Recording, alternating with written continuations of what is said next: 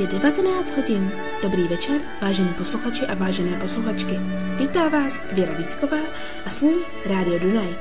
Jsme u pravidelného čtení na pokračování. Čtvrteční večery patří k poezii, takže ani dnešek nebude výjimkou.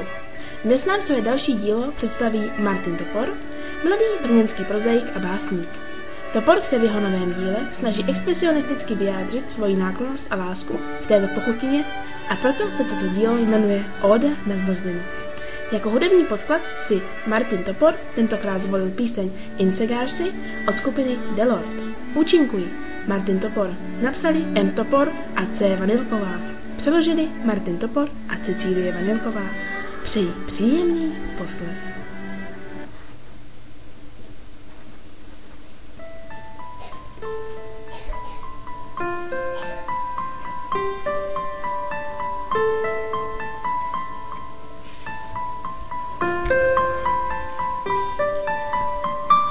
Ice cream.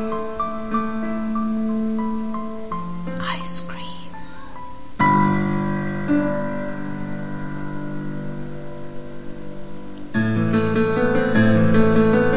Ice cream, something special for me, and everybody must agree.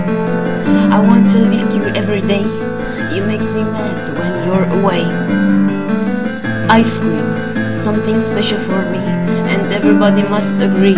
I want to choke on you to my throat, deeper and deeper. How I roll, how I roll.